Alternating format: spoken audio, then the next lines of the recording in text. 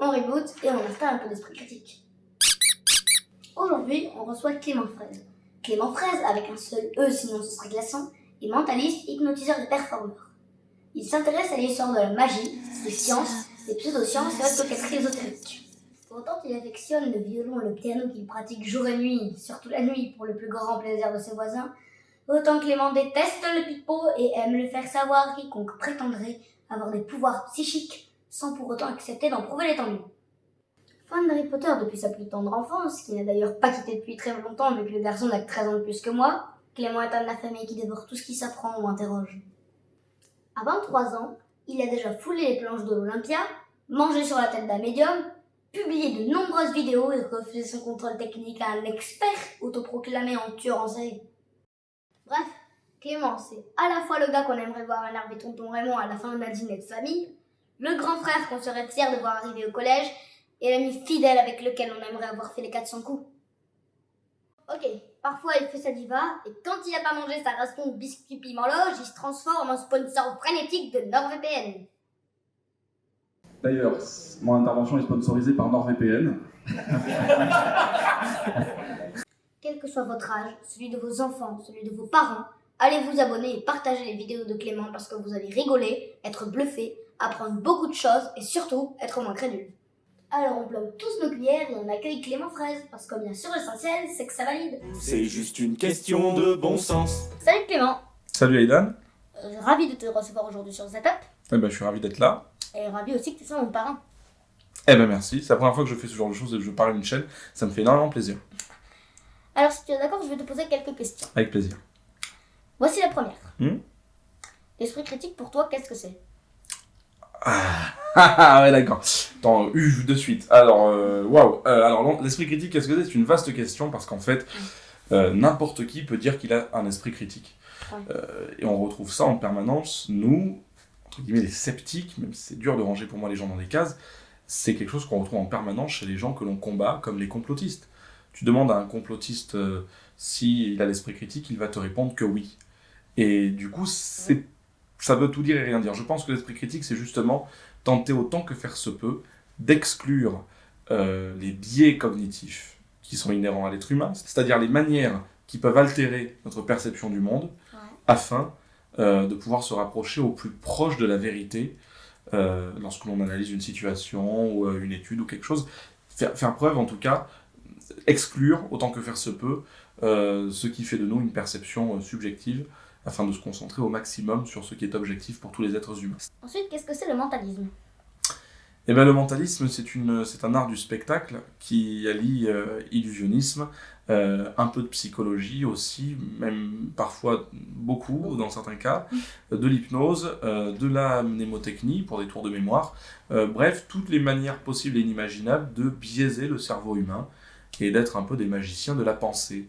Et ça va donc de suite avec pour moi, ça va de pair avec l'esprit critique, je l'ai associé comme ça, puisque automatiquement, si je suis capable de tordre la réalité et de me servir des rouages du cerveau humain pour le bluffer, ça veut dire qu'il est bluffable, et que donc d'autres peuvent le faire, des manipulateurs, des imposteurs, et c'est ce que j'essaie sur ma chaîne de dénoncer, ainsi que dans mon livre. Alors à 10 ans, c'était quoi tes passions ? À 10 ans, mes passions, c'était essentiellement de l'écriture, du chant, du théâtre, un peu de danse, mais très peu... Ouais. Regarde avec des yeux ronds. J'ai une formation comédien, danse, chant, je suis bon pour Broadway. Tellement pas. Je danse pas très bien. Mais c'est vrai que en ce qui concerne mes passions, elles étaient très éclectiques, mais toujours liées au monde de la scène. Et quand j'ai grandi, je me suis plus spécialisé dans ce que je voulais faire, c'est-à-dire le one-man show, installer un propos, etc.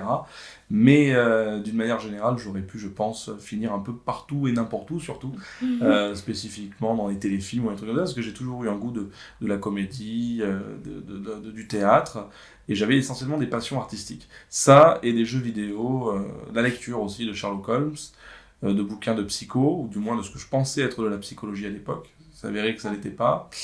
Mais pas mal de choses, voilà. Il y avait beaucoup, c'était très éclectique et ça tournait... De manière générale, le cerveau m'a toujours fasciné, et c'est vrai que j'étais un peu un petit geek, un petit nerd qui était totalement à part de la classe, et je m'adresse à tous ceux dont c'est le cas. C'est vous qui allez avoir les meilleures vies dans votre vie, sachez-le. C'est vous qui allez avoir les meilleurs, les meilleurs moments par rapport à vos camarades de classe qui vous harcèlent. Et parlez-en autour de vous de ça d'ailleurs. Mais voilà, en tout cas, c'est vrai que c'est quelque chose qui m'a formé beaucoup le théâtre.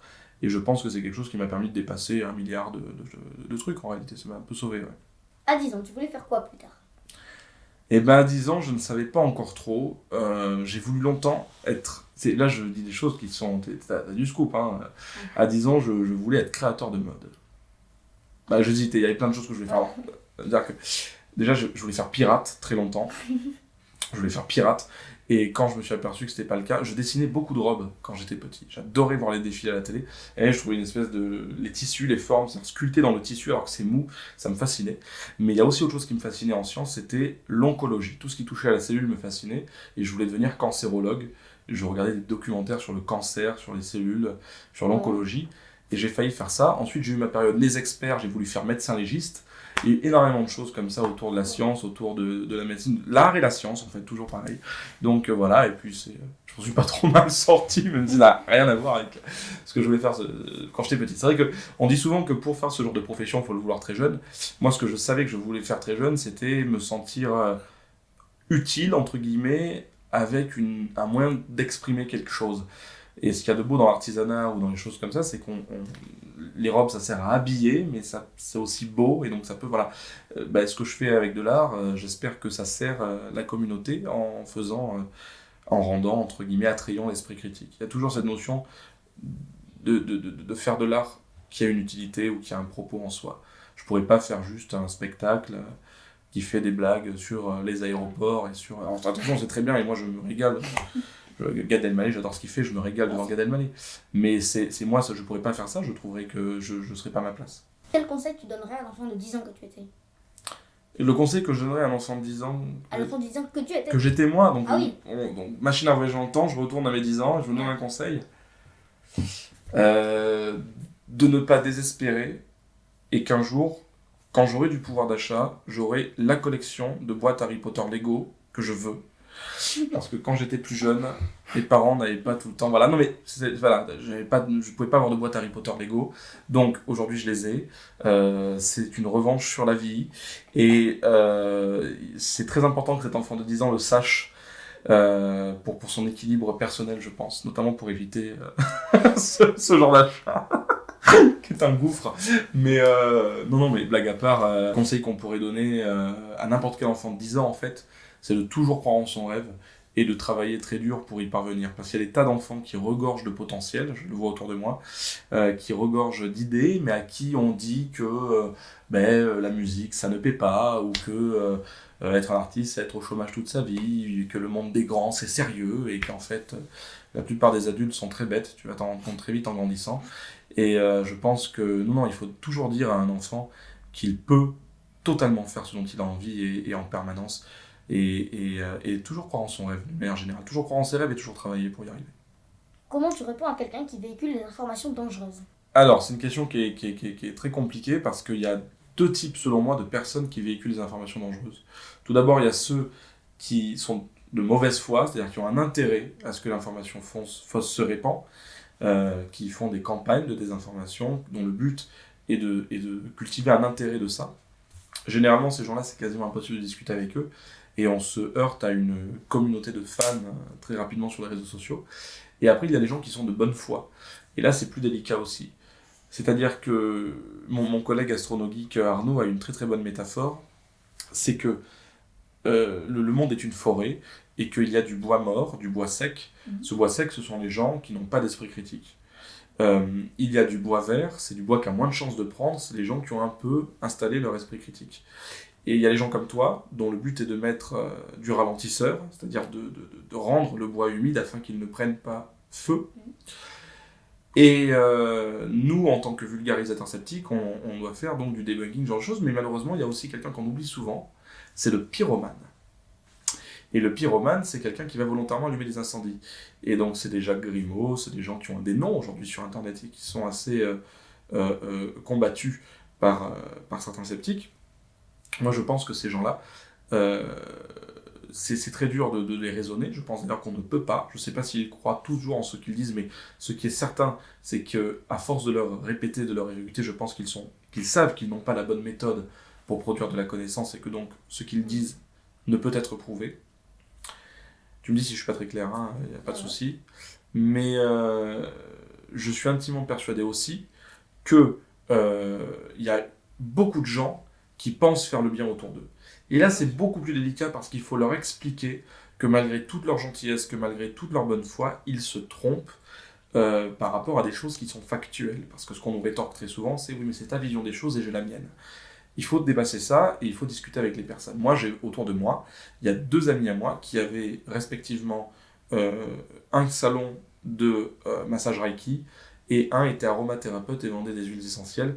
Aujourd'hui, respectivement, le premier travaille dans les assurances et le second est prof d'espagnol. Donc, je les ai aidés à sortir eux-mêmes de leurs croyances et ils se sont aperçus malheureusement qu'ils manipulaient un peu leurs clients sans le vouloir et pourtant ils étaient persuadés de faire le bien autour d'eux.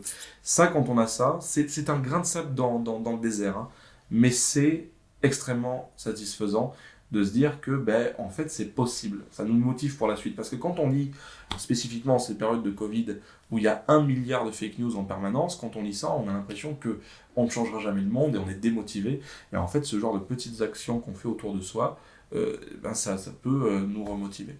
Donc il faut toujours y aller avec de la politesse, avec de la gentillesse. Mister Sam est un expert des entretiens épistémiques, tu connais, tu as un béret, c'est la famille. Et donc, voilà, il faut avoir un regard lunettes, il faut que tu mettes des lunettes et que tu fasses un regard lunettes. Et tu auras la panoplie complète. Je te donnerai des cours de cosplay de Mister Sam. Et donc, du coup, en fait, il prend donc l'exemple de l'entretien épistémique. Et je trouve qu'effectivement, être dans la gentillesse, dans la bienveillance, tenter de comprendre bien ce que l'autre veut nous démontrer, etc., c'est une manière de véhiculer l'esprit critique. Et là où on se heurte souvent dans une manière un peu plus forte comme le debunking, c'est de s'arrêter à quelque chose de très terre à terre. Quand j'ai démystifié Bruno, il y a des fans de Bruno qui ne croient plus en Bruno, mais qui continuent à croire en la médiumnité. Et donc du coup, ils vont aller jeter leur dévolu sur un autre médium. Et je pense même, du coup, que mon debunking de Bruno a favorisé l'ascension sur YouTube de Déborah, la médium Benisti, je crois, ou Ben City, son nom de famille. Et cette médium est en train de faire une ascension et on en parle de plus en plus, donc... Qui sait? Alors, mais en tout cas, elle m'a contacté pour faire quelque chose avec moi, donc ce serait intéressant de la rencontrer. On verra bien, peut-être. Est-ce que tu sais résoudre des casse-têtes comme Fabien Olicard? Est-ce que je sais résoudre des casse-têtes comme Fabien Olicard? Alors, déjà, il faut savoir quelque chose, c'est que Fabien n'a jamais résolu un seul casse-tête de sa vie. Tous les casse-têtes sont truqués. Oui, moi je connais bien le... Non. Tous les cassettes sont truqués, la table est truquée, il y a des aimants dans la table, il y a quelqu'un qui l'aide derrière la caméra, bien sûr, il y a des fils. Ne me dis pas que t'as un cassette et que j'ai passé pour un imbécile en passant 2 heures dessus, j'espère pas. Non, je pense qu'il a une culture casse-tête qui est nettement supérieure à la mienne, Fabien, vraiment, parce qu'il en a fait des mille et des cents. Mais surtout, un jour, je l'ai vu avec un espèce d'énorme cadre où il fallait déplacer des espèces de longues tiges en forme de bouteille en bois, avec des espèces de billes, etc. Et mon collègue à Nature et Découverte avait acheté un cadre qui faisait la moitié de ça, je crois. Et il m'a dit, vas-y, fais-le. Et on faisait toute la régie des lumières. C'était avec mon ingénieur des lumières, Corentin Poupon, que je salue et que j'embrasse. On faisait toute la régie des lumières dans la salle. Et pendant ce temps, il me disait, tu veux du bleu, ouais, du rouge, du bleu. Et je faisais ça. Et j'ai passé la journée et je n'y arrivais pas. Et j'ai vu que Olicard avait le même en 2 fois plus grand. Donc j'étais un peu dégoûté. Donc Fabien est, je pense, bien plus balèze que moi en casse-tête. Par contre, cela dit, j'en ai eu quand même pas mal. Et je suis fasciné par les mécanismes. Les boîtes en bois aussi, à ouverture secrète et tout. J'adore aussi. Voilà, ça me plaît énormément et j'en ai eu pas mal étant petit. Il y a un truc qu'il faut que tu te dises aussi, c'est très important sur les casse-têtes. C'est que, par exemple, le Rubik's Cube, tu vas améliorer ton score de Rubik's Cube, tu vas descendre en dessous d'1 minute et tout, tu vas être très content. Et en fait, il faut savoir que dès que tu as résolu un Rubik's Cube, quelque part dans le monde, il y a un enfant asiatique, probablement, de 5-6 ans, qui en a résolu 9 avec les pieds sur les mains devant le jury d'Incroyable Talent. Et ça a 3 millions de vues sur YouTube. Alors ça relativise en fait. Généralement, quand tu es fier de toi parce que tu as fait ton Rubik's Cube, voilà. Et c'est pareil pour les casse-têtes. Alors, il faut toujours relativiser ses exploits vis-à-vis de ce genre de choses, je pense. Alors Clément, tu peux nous montrer un petit tour, s'il te plaît? Un tour, tu veux un tour de quoi? Un tour de... Un tour de cartes. De cartes? Ouais, j'aime bien les cartes. Est-ce que j'ai... Oui, j'ai les cartes. Attends, poche intérieure. Alors, un tour de cartes. On va faire quelque chose de simple. Est-ce que... Je suis en train de réfléchir à précisément ce que je te fais parce qu'il y a des tours de cartes magie et des tours de cartes de mentalisme. Et c'est vrai que c'est... Moi, j'aime pas trop, moi, faire des tours de cartes de magie parce que tu touches et tu triches. Donc, je préfère plutôt faire un tour de cartes qui va te correspondre.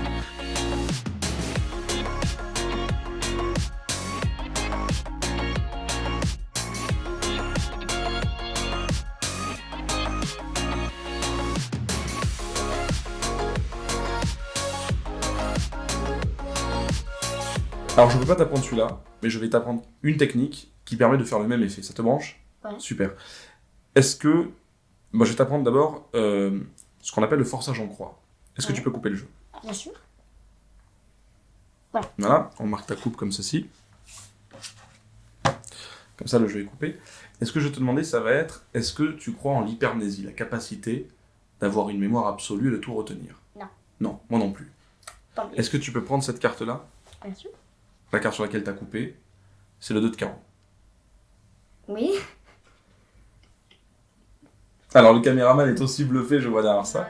Non, Qu'est-ce qui vient de se passer? Là, c'est une manipulation psychologique de mentalisme très simple, qui est de te faire prendre la première carte du jeu. Donc, admettons que ce soit le roi de cœur. Ouais. Tu places ton roi de cœur en première position du jeu. Tu demandes à la personne de couper n'importe où. Tu peux même t'offrir le luxe de la faire mélanger avant le jeu. Toi, il suffit juste que tu jettes un avis de fait aux cartes en disant « je m'assure qu'il soit complet ». Il n'y a pas les jokers? Non, il n'y a pas les jokers, très bien. Là, j'ai vu que la première carte, c'était le 10 de carreau. Ouais.